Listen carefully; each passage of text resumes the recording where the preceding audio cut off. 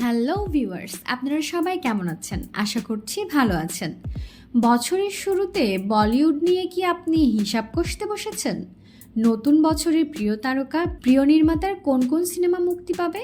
মুক্তির পর অনেক সিনেমাই কিন্তু হতাশ করে। তবে বছরের শুরুতে বহুল প্রতীক্ষিত সিনেমার খবর নিতে দোষ কোথায়? চলুন জেনে নিই 2025 সালে বলিউডে কি আসতে চলেছে।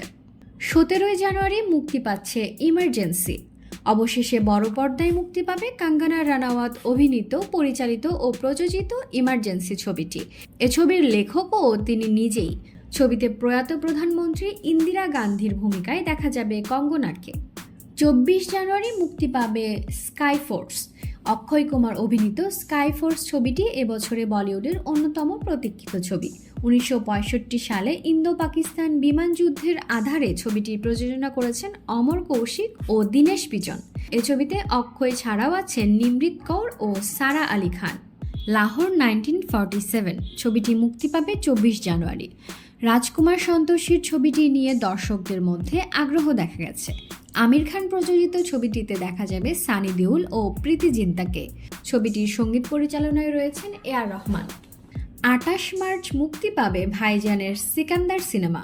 অনেকদিন হিটের দেখা নেই। দক্ষিণী নির্মাতা এ.আর. মুরুগাতসের সঙ্গে এই ছবিটিতে রয়েছেন সালমান খান।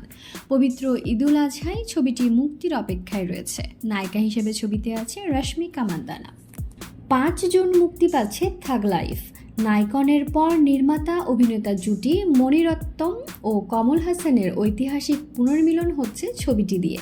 আরও আছেন তৃষা কাঞ্চন ও সানিয়া মালহোত্রা। 2 অক্টোবর মুক্তি পাবে কান্তারা চ্যাপ্টার 1। 2 বছর আগে কান্তারা দিয়ে চমকে দিয়েছিলেন ঋষভ শেট্টি।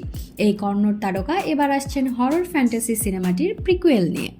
থালাপাতি 69 মুক্তির দিন এখনও চূড়ান্ত হয়নি। রাজনীতিতে যোগ দিয়েছেন তামিল তারকা থালাপাতি বিজয়।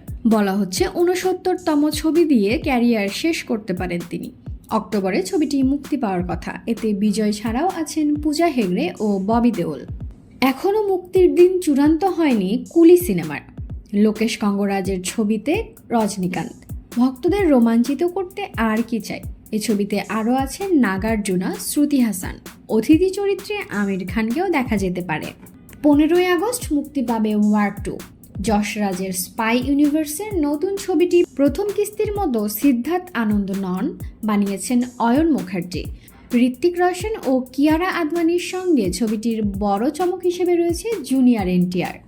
এখনও মুক্তির দিন চূড়ান্ত হয়নি ডন 3 দ্য ফাইনাল চ্যাপ্টারের। শাহরুখ খান নন, ডন চরিত্রে অভিনয় করবে রণবীর সিং।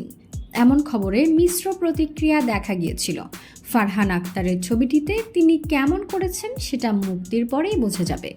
তো ভিউয়ার্স, বলিউডের কোন সিনেমাটি নিয়ে আপনি সবচেয়ে বেশি আগ্রহী? কমেন্ট সেকশনে আমাদের জানাতে ভুলবেন না।